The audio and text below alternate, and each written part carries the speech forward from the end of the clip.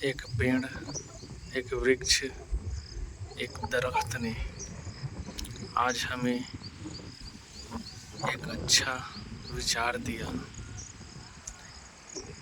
एक चिंतन दिया और चिंतन के साथ मैसेज, एक संदेश। और इतना ही नहीं, आनंद, खुशी और प्रसन्नता भी दी है। हाँ, एक वृक्ष ने। और उसी सोच, चिंतन, मैसेज, संदेश के साथ साथ प्रसन्नता, आनंद, खुशी को भी हम आपके साथ शेयर करना चाहते हैं। जी हाँ, आप देख रहे हैं ये पपीते का पेड़ है, लगभग 30 फीट ऊंचा, और ये 6 फीट से ही फलना शुरू हो गया था और फलते फलते अभी तक फल ही रहा है। और इतना ही नहीं, इनके 7 शाखें हैं। मूल तो है ही, मूल के साथ साथ इनके 7 शाखें हैं। इन्हीं से निकले हुए ये डालियां हैं और वो भी फलदार हैं, वो भी फल रहे हैं। आप देख सकते हैं चिन्ह को, सब फले हुए थे और बराबर सबको खिला रहे हैं। और ये इतना मीठा है जैसे शक्कर हो, बहुत मीठा है। कितने पपीते का फल बरसात में एकदम फीका लगता है, फीका के साथ साथ बेस्वाद, फीका रहेगा और साथ साथ बेस्वाद भी रहेगा। लेकिन ये बरसात में भी खाने पर मीठा ही लगता है, थोड़ा कम मीठा रहता है लेकिन मीठा रहता है। और गर्मी में तो बेहद मीठा। तो इससे हम शिक्षा ले सकते हैं और हमने ली है, जो हमें बेहद ही खुशी और आनंद दे रही है। और इनकी जड़ भी बहुत मजबूत है, तभी तो ये इतना ऊंचा गया है। कितनी बार आंधियां चली, तूफान आया, लेकिन ये जीव का त्यों खड़ा है। दरअसल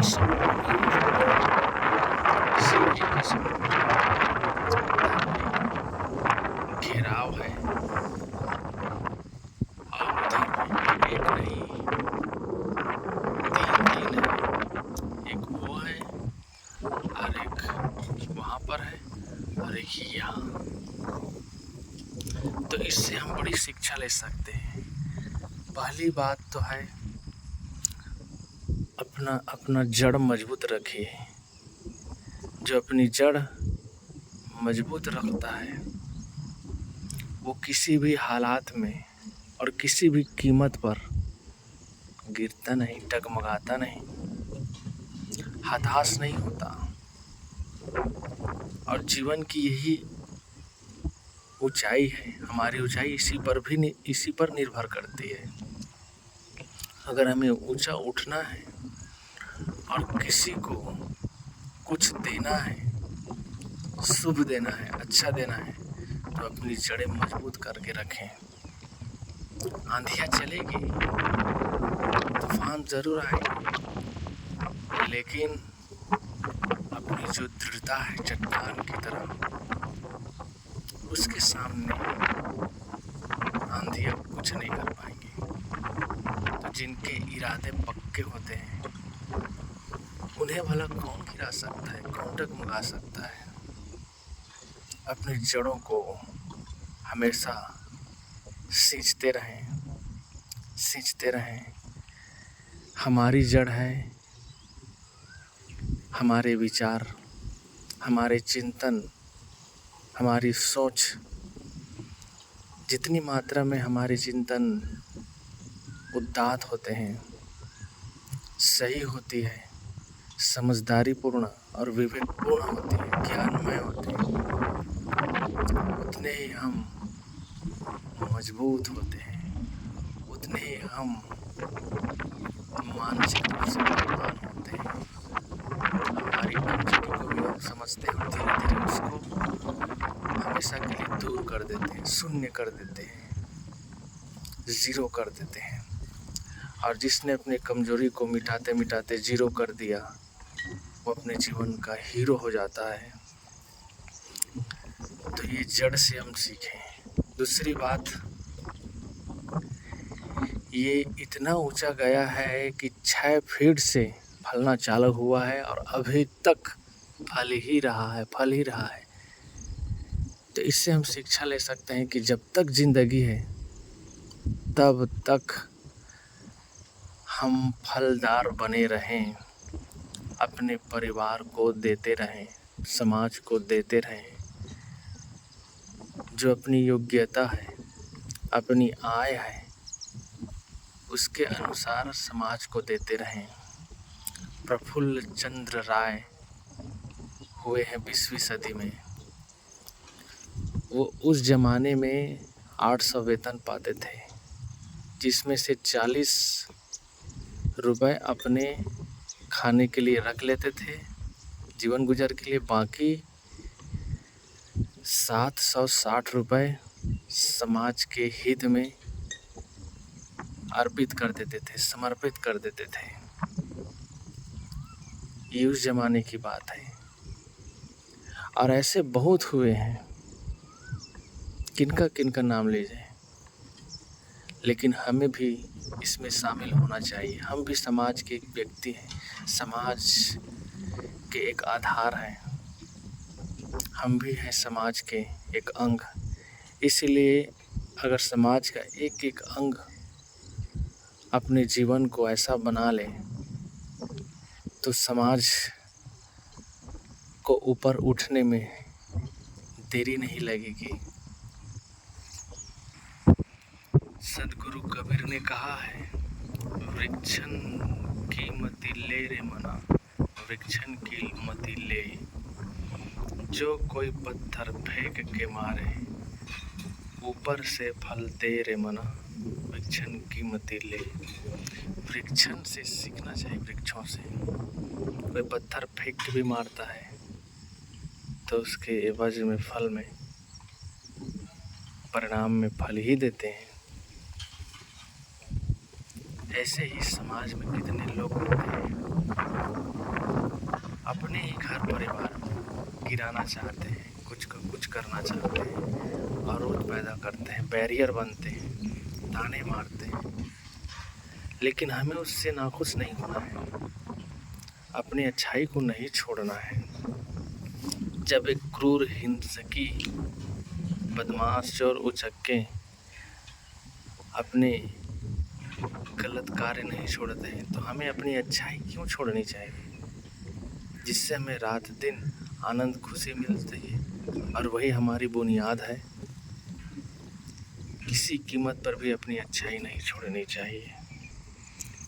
लगभग 20 फीट तक फलते फलते ऊपर उठ चुका है ये, बिल्कुल केले और नारियल की तरह हर वर्ष फलता है और हर वर्ष ऊपर उठता है।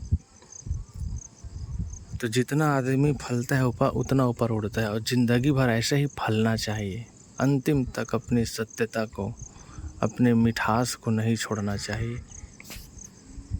अपने मीठापन से घर परिवार समाज को सींचते रहें। कई बार क्या होता है, आदमी हताश हो जाता है, मायूस हो जाता है, कमज़ोर पड़ जाता है। ये मानसिक दुर्बलता है, इसको दूर करें। एक जज थे, उन्होंने जिंदगी भर ताऊ उम्र न्याय करते रहे, रिश्वत नहीं ली, घूस नहीं लिया, लेकिन अंतिम पड़ाव में जब वो रिटायर होने वाले थे, उसके रिटायर होने के एक दिन पहले उसने सूटकेस से भरा पैसा घूस में ले लिया और गलत निर्णय दे दिया। जब घर आया तो वो बेचैन हो गया, ठीक से भोजन नहीं कर पाया, रात भर करवटें बदलता रहा, सो भी नहीं पाया। उसका मन कचोटता रहा, पूरी जिंदगी भर की कमाई को एक दिन में ख़त्म कर दी।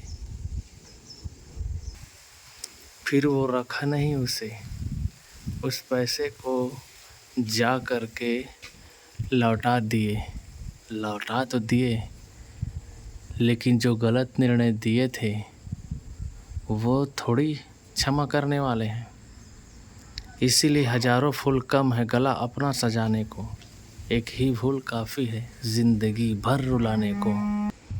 आदमी अपनी गरिमा, अपनी कीमत, अपनी क्वालिटी गिरा देता है, खो देता है, और एक बार जब खो देता है तो बड़ा मुश्किल होता है उसे फिर प्राप्त करना। एक परिवार में पति पत्नी और उनके 2 बच्चे। पति छोटा सा बाबू था, वो कमाने जाता था, लेकिन पुराने होने की वजह से आज के नई पीढ़ी, नए बच्चों के जैसा वो टाइपिंग नहीं कर पाता था, बड़ी दिक्कत होती थी। कई बार उसको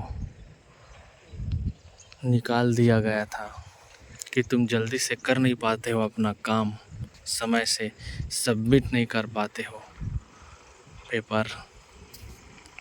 ये सोच करके वहाँ के मालिक उनको कई बार निकाल चुके थे, लेकिन अनुनय विनय प्रार्थना करके वो किसी भी प्रकार अपना काम चला रहे थे।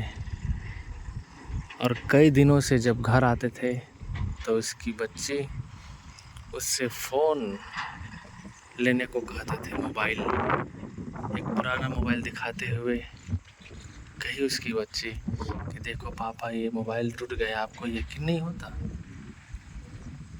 आपसे यूँ ही थोड़ी मांग रही हूँ, मुझे ज़रूरी है मोबाइल, इसलिए ले दीजिए आज किसी भी तरह।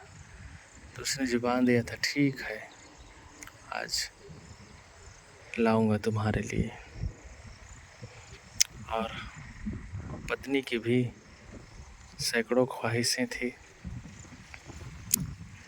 सबके ख्वाहिशों ने, इच्छाओं ने उसको सिर्फ मशीन बना के रख दिया था। और आजकल यही तो हो रहा है, माता पिता सिर्फ मशीन बन के रह गए हैं। बच्चे उनके सामने अदब लिहाज मर्यादा से रहना भूल गए हैं, कुछ भी बोलते हैं।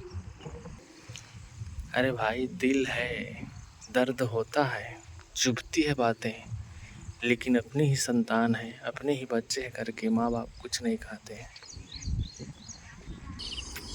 जब एक दिन ऑफिस बंद होने के पहले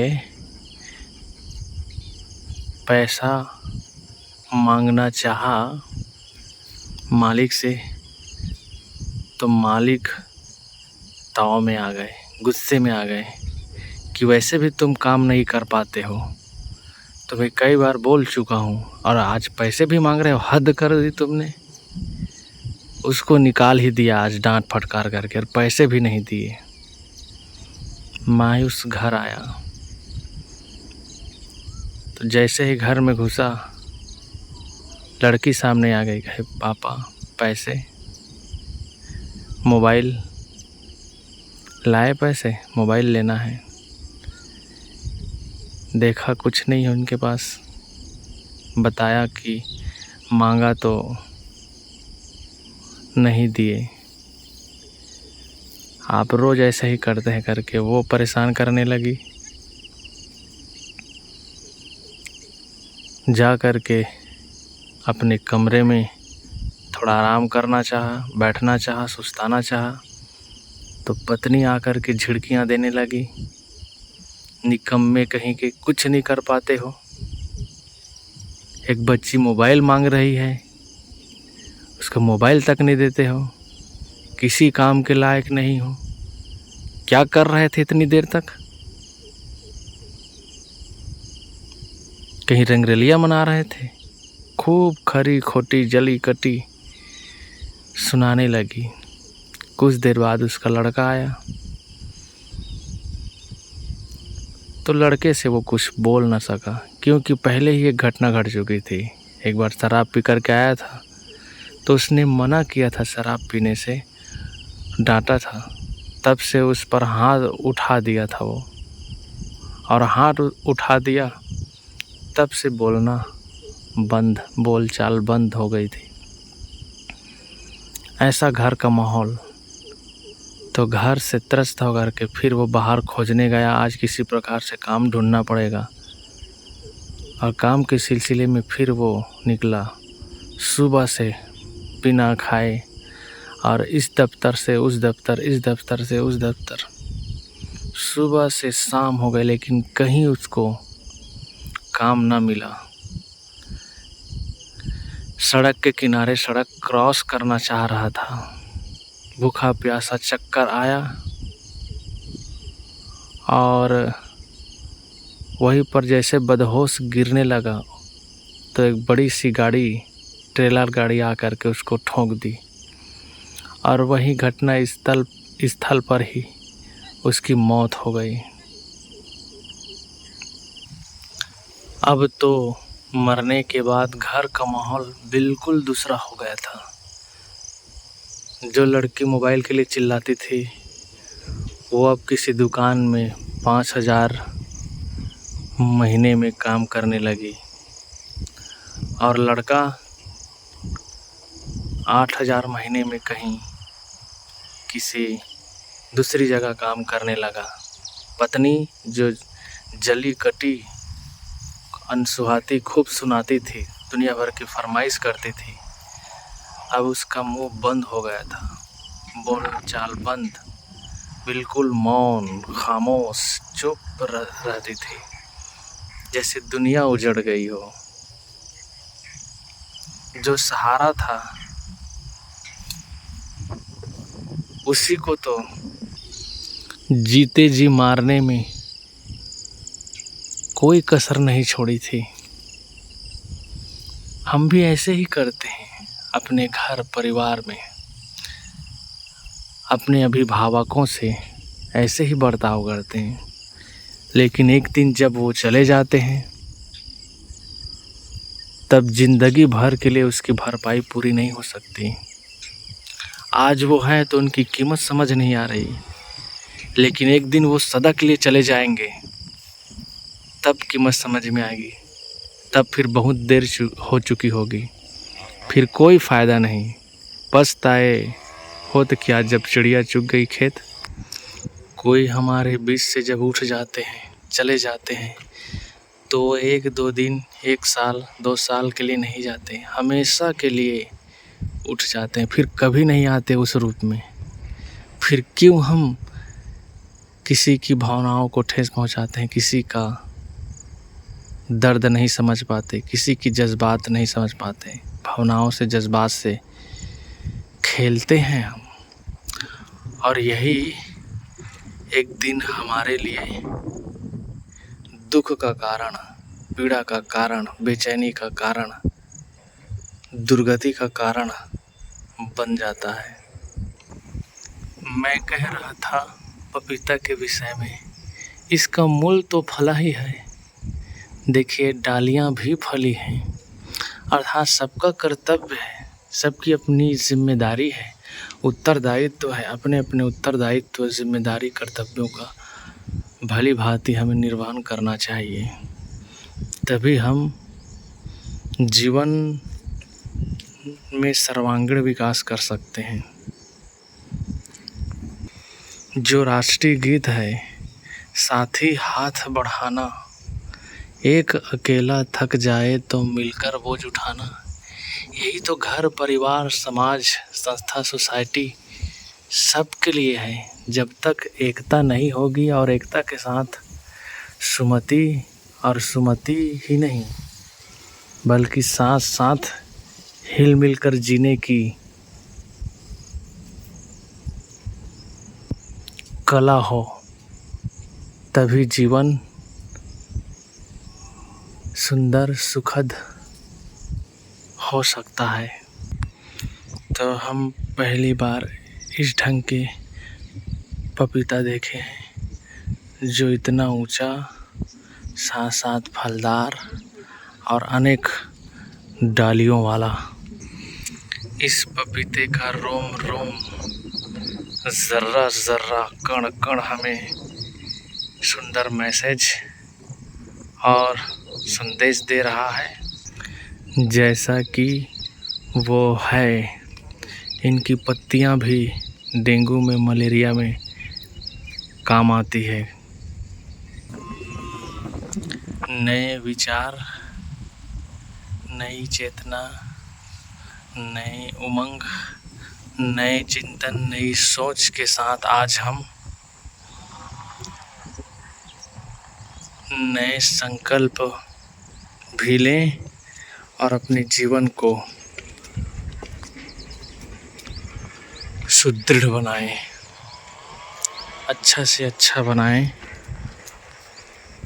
बस जो कि अपने हाथ में है।